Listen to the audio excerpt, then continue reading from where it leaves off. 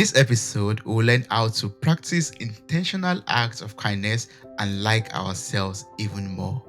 Helping us with this is an author, creator, and owner of Uncommon Sensing LLC.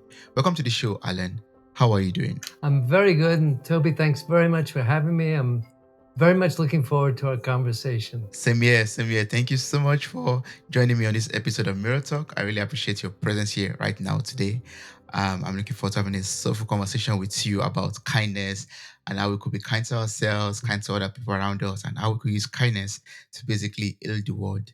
And the motivation behind this conversation we're about to have is your book, which is titled Practice Intentional Acts of Kindness.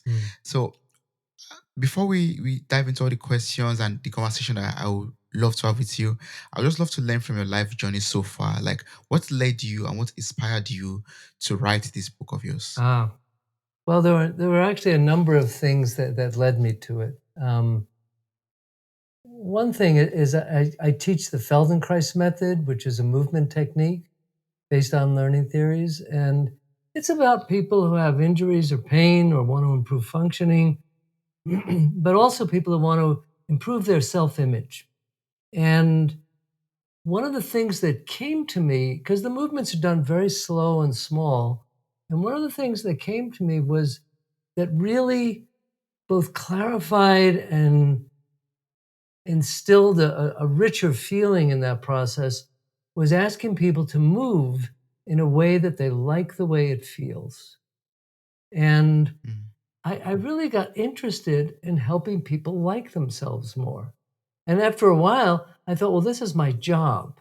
And I've been doing that for many, many years. And I thought, well, that's really an intrapersonal process, something we each do with ourselves. And I thought, how can I make it more out in the world, more connected to others, more interpersonal? And one day I just happened to do something that I guess was kind of kind. And I noticed how I felt after I did that. And then I realized that, I can't think as human beings of two more fundamental things that would be worthwhile to develop. One, for all of us to be able to like ourselves more, which is a challenge for many people. And two, to be kinder to ourselves and to others. And so all of that Yeah. came together. And finally, I wrote the book with the idea that, this is my mission. This is what I want to do from now on. So.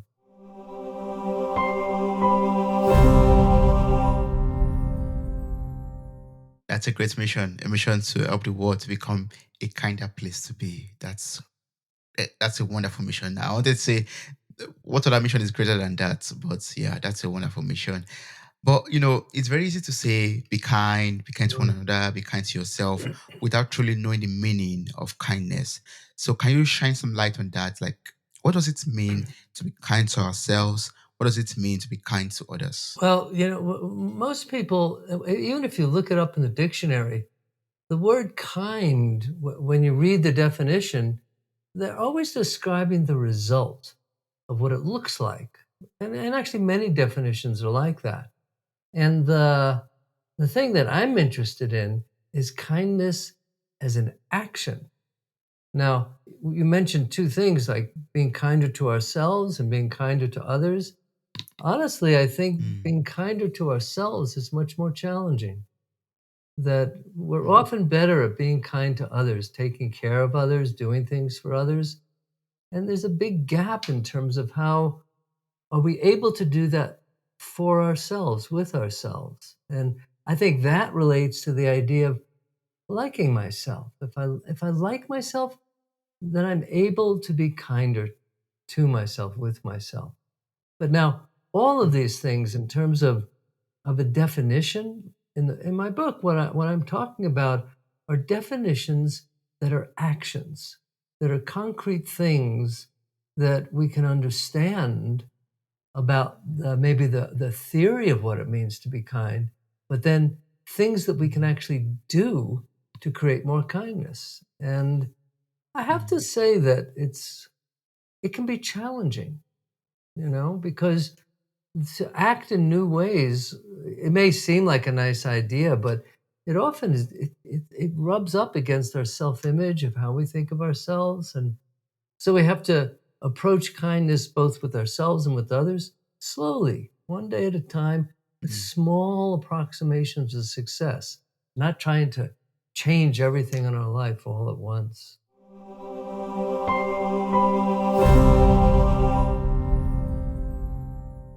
Small steps at a time, one Yeah, baby step at a time. Yeah. yeah, So what can we do every day? Like what can we do every day to make this a primary practice of ours? Like what are the small steps to take every day to ensure that we become kinder and kinder by the day? yeah. Well, there are many things. Uh, we can listen better to others. We can take more time to share, to give them as a kind act our fuller attention, doing something like that. I think when I think Mm, of little steps and slowly growing something, I think of choosing an activity that's very simple, that you have to do at least once a day, and it's something that you can practice getting better at. And mm, one place I found this many years ago, when I was moved out of my parents' house, I had this sense that I really wasn't good at anything. I was 19 years old. At 19 years old, I mean, not many people are good at anything anyway. But I had this feeling that I needed to be able to have some feeling of satisfaction with myself, and I decided to choose a simple activity, which was to brush my teeth better. I thought, I don't really brush my teeth that well, so I'm gonna practice doing that, and no one would know about it, but it was something I had to do every day. And funnily enough, as I developed a new habit of brushing my teeth every day, I started to feel, it may sound silly, but I started to feel a sense of accomplishment. Huh, like I was capable mm, of doing something and growing myself simply, right? mm. I think the Yeah. the the other things that I think of are literally practicing acts of kindness towards other, whether it's very, very small acts of generosity or listening, like I mentioned before, or just, you asked me the question before of where this all began, and it actually, Mm, I have another answer for that. That because it began okay. much earlier. My father, he developed dementia later on in his life, and he ran out of money. And my brother Mm, and I had to support him, and I was never close to my dad, really. I mean, we didn't have a bad relationship, but it was kind of there, but not very meaningful. And then finally, we had to mm, put him in a home. And it was in Florida, and my stepmother was leaving, and I thought, no one's going to visit him for the summer. So I started calling him every day, just for 5 minutes. And sometimes he'd have the phone upside down or do silly things, or he couldn't hear me. But every day, mm, and he always knew where I was. I was fortunate with that. And I did that every day for about 3 years. And when he finally passed, I was living in California then, and the home he was in Florida, so the time difference worked well for me. And when he passed, every morning I still would go pick up the phone, to go to call him. And this idea of that's the idea of giving our attention to someone really fully, um, which as I investigated it later on in other contexts, I found it really wasn't easy. So, like right now, I have friends. Some of them are much older, some of them are not well. I have some friends who are very young who have challenges in their life. And I've made it a habit of calling them like once a month. And they're so happy when I call because, first of all, a lot of people don't call them. So that's one thing. And to mm, take that time of 5 minutes a day Now, I said that was challenging. So, when I was writing the book and I have a chapter on this, I thought, okay, I'm going to practice this with my dog. I'm going to give him 5 minutes of attention every day. Well, easier said than done. I'd find myself after 2 minutes going to check my email and going outside. And, he would sit there for 45 minutes if I kept petting him. But 5 minutes is Mm, really hard, you know? yeah. Those are simple yet Yeah, very meaningful acts of kindness. Yeah. yeah, Yes. yeah. Which we could all use basically. And I love the fact that you talked about, kindness in listening, like taking that time to really listen to someone speak. Like, for example, you calling your father when he was in the hospital, for example, or in the elderly's home, for example, and really listening to him, having conversations with him, or just having conversation with friends around. Maybe they are talking about their challenges, and Mhm. you're giving them that listening ear just to show them that you are there for them. Yeah, Yeah, I think that goes a long way. it Yeah, does. in making the world a better place. Yeah, Yes. yeah. Yeah, that's awesome. And I believe, yeah, one thing that you also said that I would love to repeat is the fact that yes, this things seem very easy to do, but in this kind of busy world that we're in right now, Yeah. we have to intentionally, take these actions basically. And you said kindness is like taking that act, that making that action, taking that step Mm, towards doing something to improve ourselves. yeah. Yeah, but when we talk about then um, being kind to ourselves, being kind to other people. This requires some kind of connection with ourselves Mhm, and connection with other people. mm, So how do we then develop this connection with people?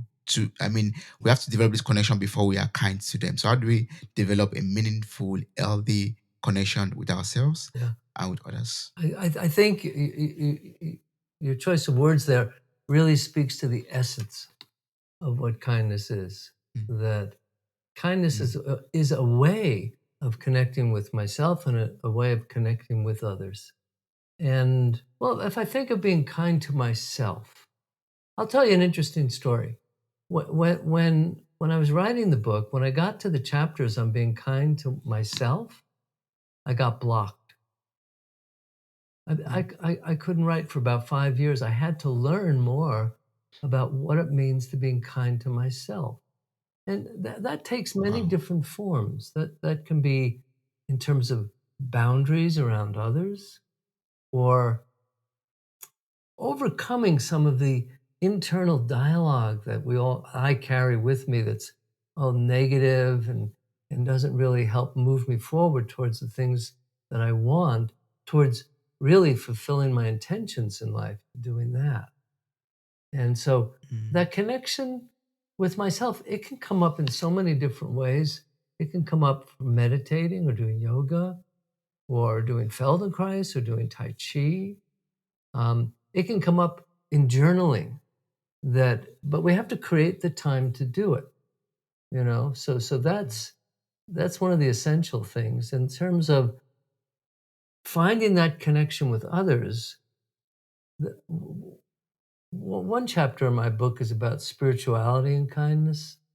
And to me, that chapter is all about connection, whether it's connection with others in a community or connection with something bigger than myself, whatever I'll choose to call it, that it helps me act and be in my better self.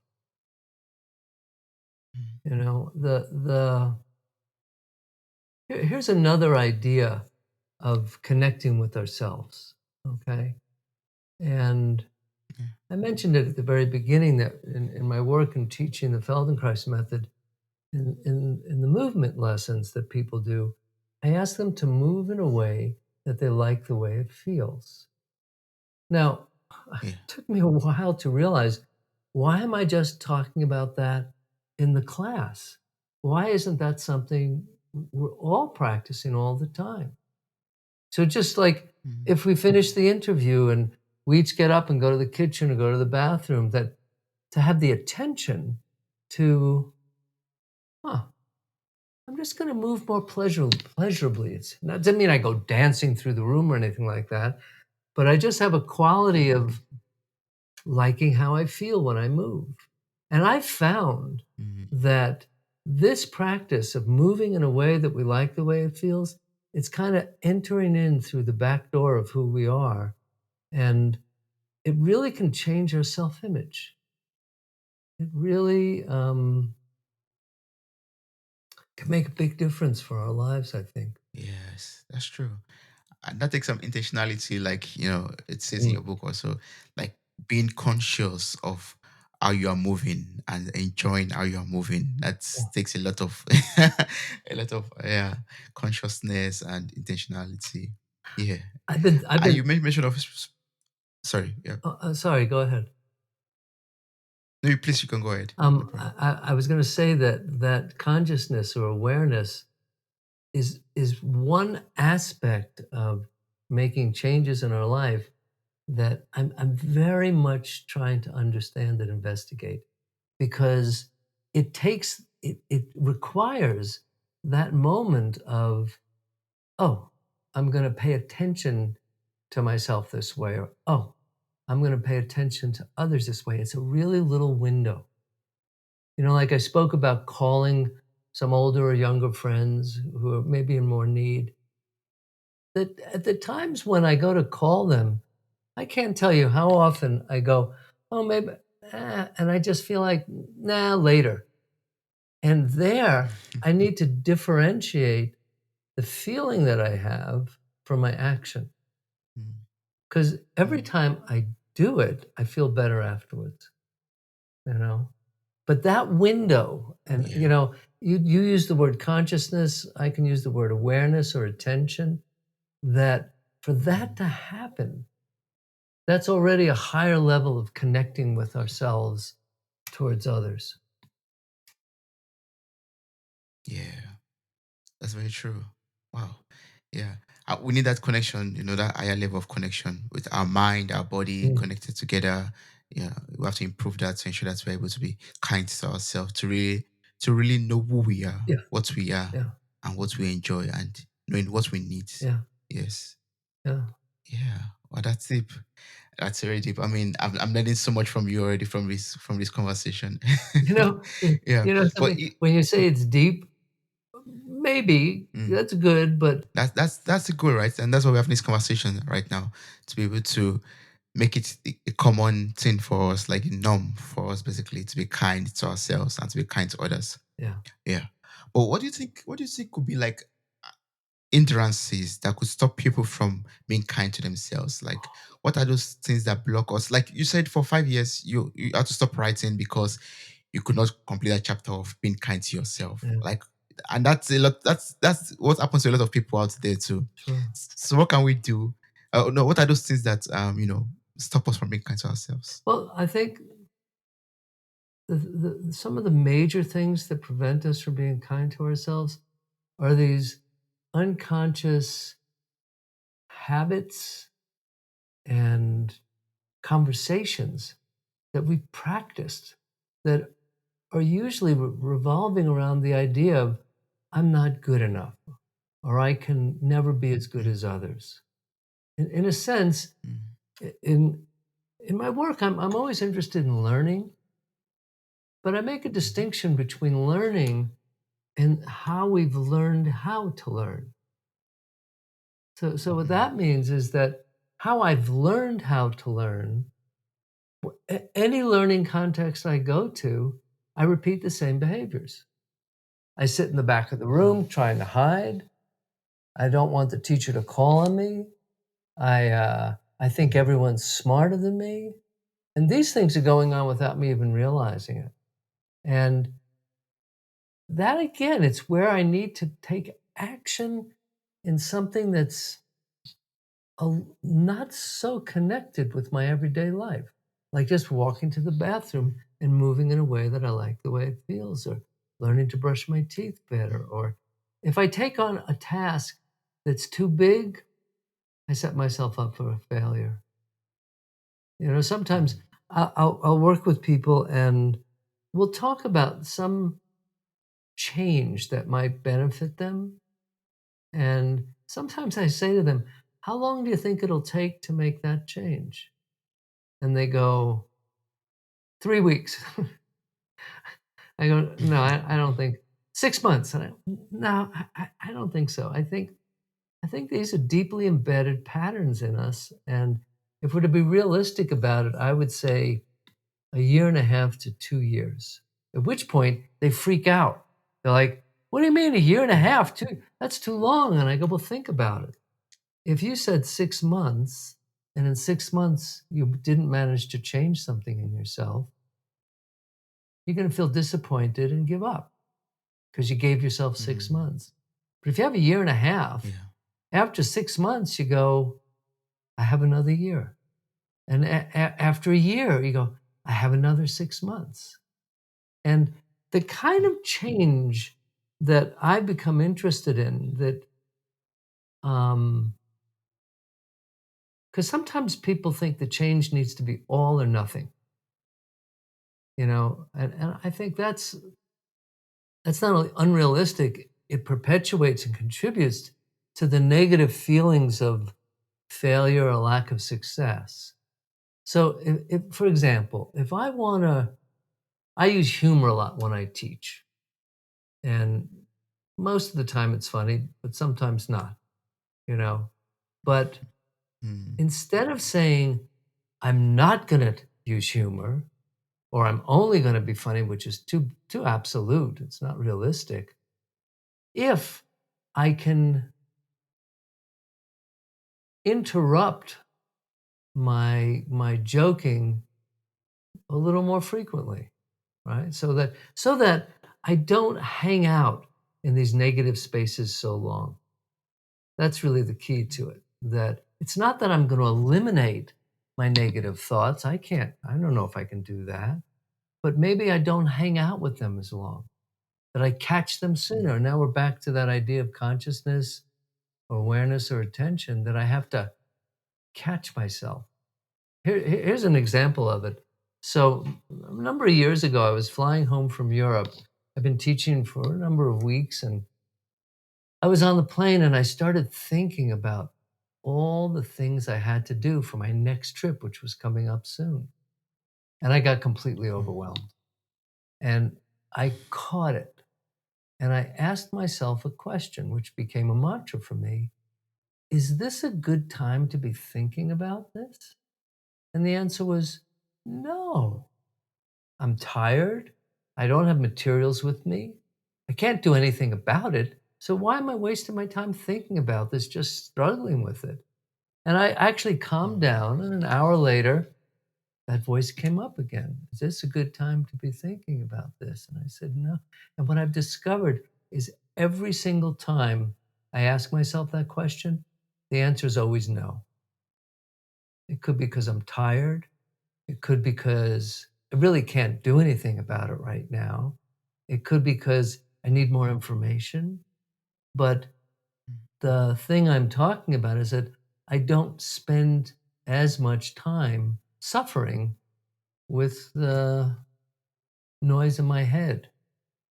So all of that makes a difference, I think. Yeah. I believe that. Wow, that's good. Well, I would really love to know, like, how can kindness heal this fractured world? We've talked a lot about kindness, being kind to other people, being kind to ourselves, and you've really done a great job, in explaining how we could do all of this. But when people ask nowadays, like, oh, this world has gone a long way to be so fractured and Oh, yeah. a lot of damages has been done, that even kindness does not seem to be normal again to us. Yeah. So what can we do? Or how can kindness, help us to heal the world?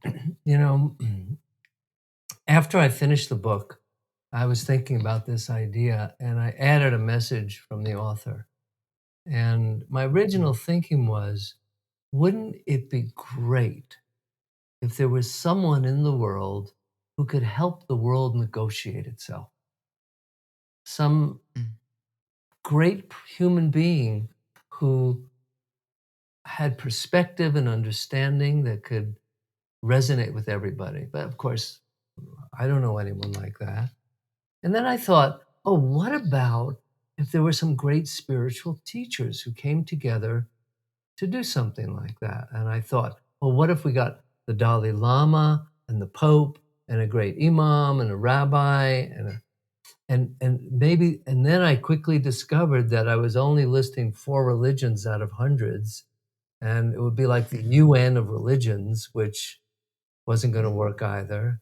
And then there are people like, Richard Branson and David Gabriel who have put together a group they call the Elders, which are meant to help people understand things more, clarify things for them. And the more I went into this, it was like going down a big rabbit hole to just think, "I don't have an answer for this." And then, of course, I came up with an answer, which is nothing new at all. Many people have said it, but maybe I came to it through a different path a little bit, which is it needs to begin with all of us individually. Each person has to take more responsibility, has to act more in these ways intentionally, even if it's a challenge, even if it's not who they think they are, it's who they want to be in the future, but oh, I'm not there yet, so I can't. No, you can. You can start right now. And I can't come up with any other answer than each of us creating more kindness. But there's another piece to your question for me, which is because I get asked this question a lot.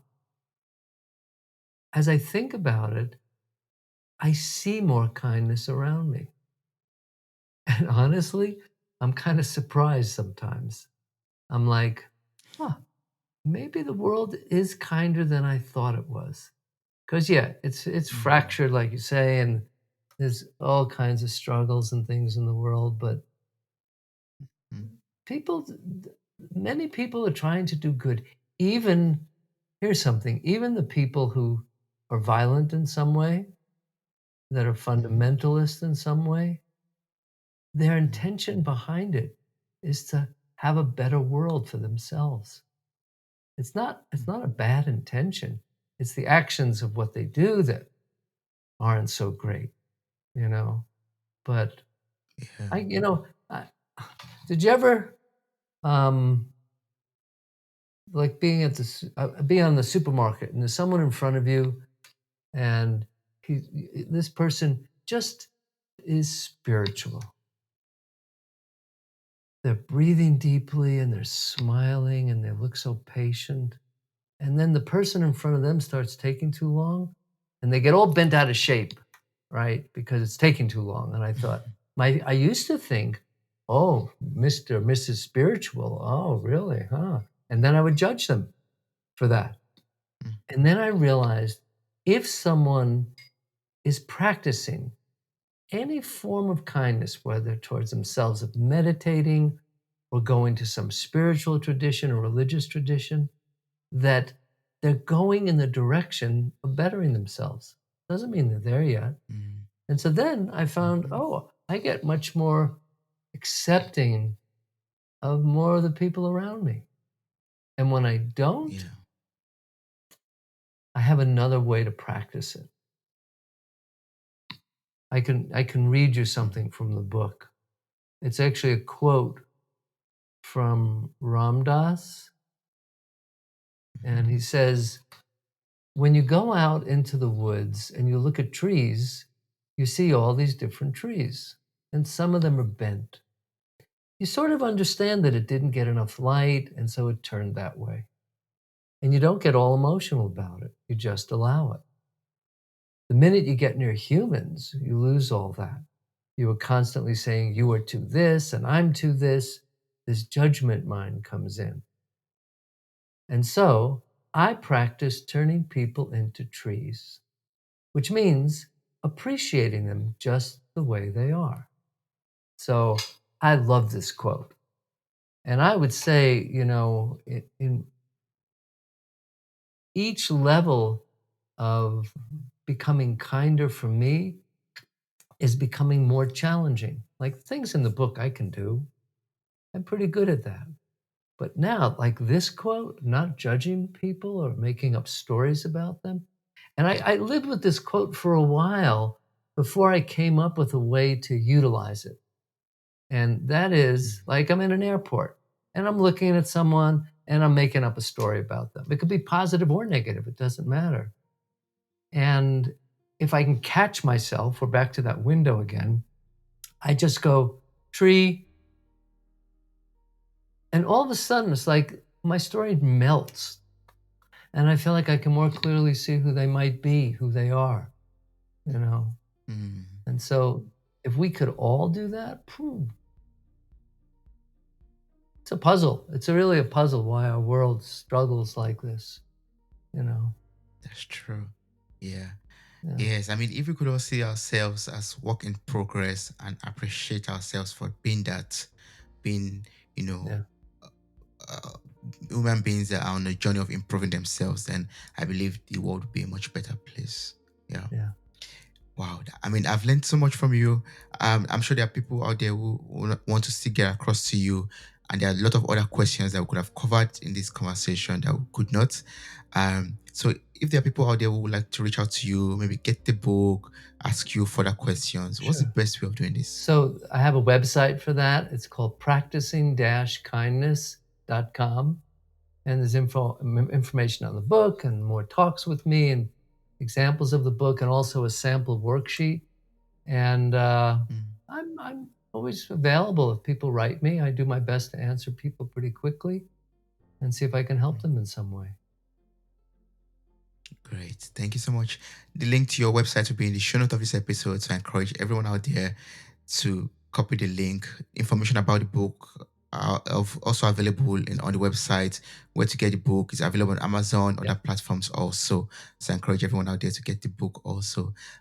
Thank you so much, Alan, for this wonderful conversation. I really appreciate you enlightening us about kindness and even sharing practical life stories that we could also, utilize to also be kind to ourselves and to be kind to other people out there. And Thank you so thanks much. very much for having me. I really appreciate it. Wow, you made it to the very end of this episode. Thank you so much for listening. I'm grateful for your time, your love, and your contributions. Subscribe, like, review, and share this podcast. God bless you. Bye. Bye.